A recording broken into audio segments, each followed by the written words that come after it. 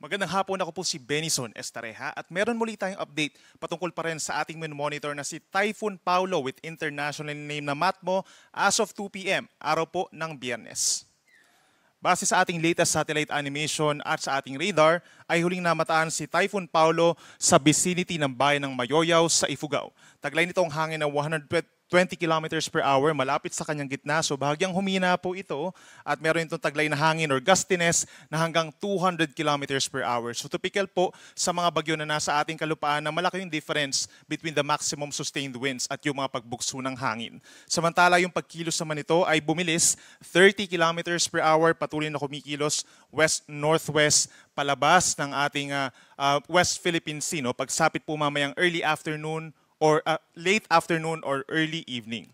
Base naman sa ating latest satellite animation, malaking bahagi po ng Luzon, kabilang ang Metro Manila, nasasakop nung outer rain bands na rin nitong si Bagyong Paulo. So aasahan din po yung mga paminsan-minsang malakas na ulan dito sa mga areas po na medyo malayo sa Bagyo, kabilang na yung Calabarzon, Metro Manila, at hilagang bahagi po ng Bicol Region and Mimaropa. Affected din po ng outer rain bands ng bagyo itong bahagi po ng Panay Island, lalo na yung may Antique and Iloilo areas, as well as yung mga localized thunderstorms o yung mga pulupulong pag-ulan or pagkidlat, pagkulog, nararanasan din silang areas pa po ng Visayas and Mindanao. Base rin sa ating latest satellite animation, meron tayong mga kumpol ng ulap pa rin na may monitor dun sa may Philippine boundary natin sa may silangan ng Visayas. At isa pang kumpol ng ulap po, far east of extreme northern Luzon. At patuloy natin i-monitor for possible formation na rin. But in the next 3 days, wala namang threat ang mga ito sa ating bansa at hindi rin inaasahan pa na magiging isang bagyo. Base naman po sa pinakahuling track ng Pag-asa, patuloy pa rin ang pagkilos ng bagyo west-northwest or heading towards dito po sa mga probinsya ng Mountain Province and Ifugao, kung ang pag-usapan po natin ay sentro, gayon din sa hilagang bahagi ng Benguet at mamayang hapon pagsapit naman dito sa hilagang bahagi ng La Union at sa may Ilocos Sur. So pagsapit ng late afternoon or early evening ay nasa may West Philippine Sea na ito at simula mamayang gabi ay palayo na itong si Bagyong Paulo. Simula mamayang gabi hanggang bukas ng madaling araw, nasa may West Philippine Sea at lalabas ng ating Philippine Area of Responsibility bukas ng umaga heading towards southern China pa rin.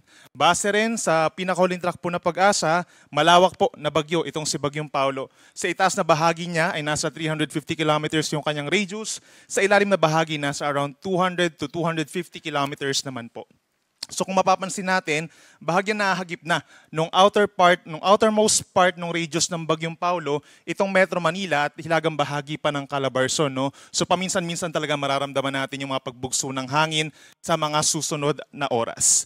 In terms of intensity, from 130 nga po, before siya maglandfall, sa ngayon 120.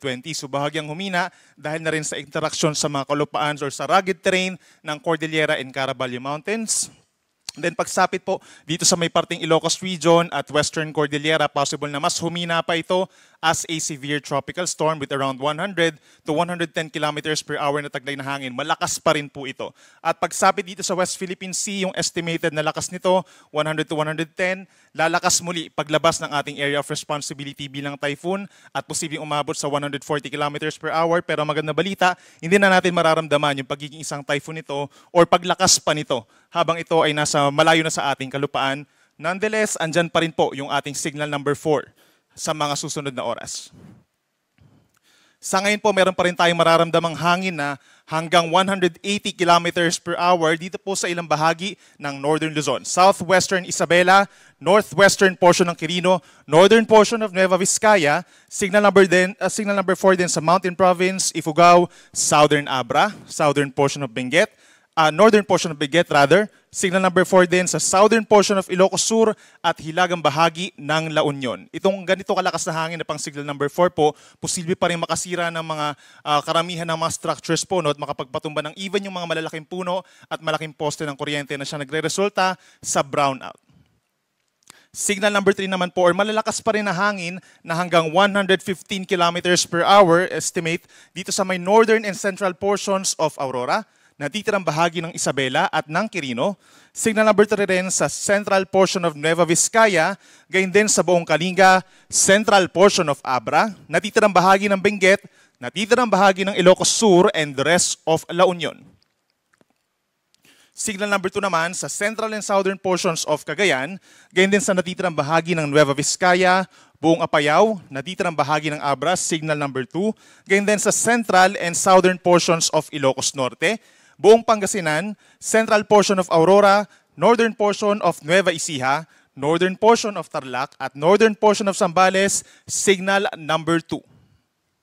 At asahan din po ang signal number 1 or pabugso-bugso pang hangin sa mga susunod na oras dito sa lalawigan ng Batanes, natitirang bahagi ng Cagayan kabilang ng Babuyan Islands, natitirang bahagi ng Ilocos Norte, gayon din ang rest of Aurora, rest of Nueva Ecija, and rest of Tarlac, signal number 1. Gayon din sa buong Pampanga at buong Bulacan, meron na po tayong wind signal number 1 dyan.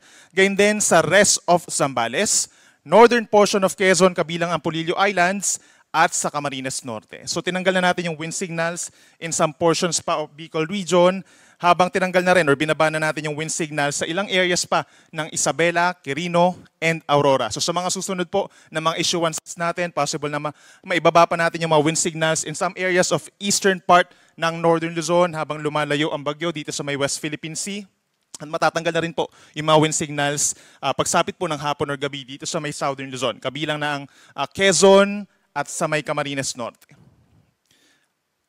Meanwhile, yung Metro Manila po, ini-expect nga po natin dahil nandun siya sa may outer part ng bagyo, gayon din ang natitirang bahagi po ng Luzon, malaking bahagi ng Panay Island at mga probinsya ng Northern Samar and Eastern Samar, hanggang mamayang gabi aasahan pa rin po yung pabugso-bugsong hangin dahil po dun sa tinatawag na outer rain bands or outer part nito nga si Bagyong Paulo. So make sure po na protected pa rin po tayo dahil asahan pa rin yung mga pabugso-bugsong hangin.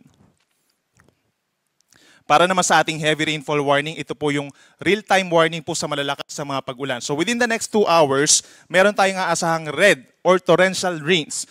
Hanggang alas 4 po yan ng hapon dito po sa mga probinsya ng Aurora. Gayon din sa Nueva Vizcaya at lalawigan ng Zambales, direktang epekto nitong si Bagyong Paulo. Meron naman po tayong orange warning or intense rains base po sa ating mapa sa may Isabela, Quirino, dito rin sa may western portion ng Ifugao at malaking bahagi ng Benguet and Bataan. Yellow warning naman po or heavy rains naman dito sa may Cagayan, gayon din sa Apayao, Kalinga, natitirang bahagi po ng Ifugao, buong Mountain Province, may heavy rains din po hanggang mamayang 4 p.m. Magandito rin po sa may La Union, sa hilagang bahagi ng Nueva Ecija at ng Pangasinan, at silang bahagi pa po ng Tarlac, Bulacan, Pampanga, down to Cavite, and Batangas, meron po tayong yellow rainfall warning or heavy rains na posible magdulot pa rin ng mga pagbaha dun sa mga low-lying areas at possible din ang pagguho ng lupa sa mga bulubundukin na lugar. Yung mga kulay blue naman po, associated yan sa mga light to moderate with at times heavy rains. Ito po ay dahil pa rin sa kay Bagyong Paulo kung dito sa may northern and central Luzon, and yung outer rain bands nag-extend po dito sa may Calabarzon or rest of Calabarzon, kabilang na rin dyan ang Metro Manila. Ito pong imahe na to ay ma-access po natin sa official website ng Pag-asa na panahon.gov.ph kung saan malalaman po natin yung mga heavy rainfall warnings, general flood advisories, at yung latest track nitong si Bagyong Paulo. Pagdating naman po sa matataas sa mga pag-alon, meron tayong gale warning or hanggang 6 na metrong taas na mga alon malayo sa Pampang. So that's equivalent sa 2 palapag po ng gusali. Delikadong pumalao dito po sa may Cagayan, Batanes, baybayin ng Isabela, Aurora, Ilocos Norte at Ilocos Sur. Magpapatuloy po ang ganyang kataas na pag-alon hanggang mamayang gabi. At pagdating naman po sa mga coastal communities natin o yung mga nakatira po sa may Pampang, possible yung tinatawag natin na storm surge pa rin or daluyong habang binabagtas itong si Bagyong Paulo ang Northern Luzon. Meron tayong hanggang 3 metrong taas ng daluyong dito po sa may Ilocos Norte, northern part of Ilocos Sur, gayon din sa Cagayan, Isabela at Northern Aurora. Patuloy yung pagragasa po ng alon po dahil sa malakas na hangin dulot nitong si Bagyong Paulo sa mga nabanggit na lugar ngayong hapon. Habang posible naman ang 1 hanggang 2 metrong taas ng daluyong sa natitirang baybayin po ng Aurora, rest of Ilocos Sur, gayon din sa La Union, Pangasinan at hilagang baybayin ng Zambales. So recommended pa rin po sa ating mga nakatira sa coastal community sa mga nabanggit na lugar na lumikas po muna at makipag-ugnayan sa inyong mga local government units for possible rescue or evacuation. At yan muna ang latest. Mula dito sa Weather Forecasting Center po ng Pag-asa, meron muli tayong weather update mamayang alas 5:30 ng hapon. Ako muli si Benison Estareja, mag-ingat po tayo.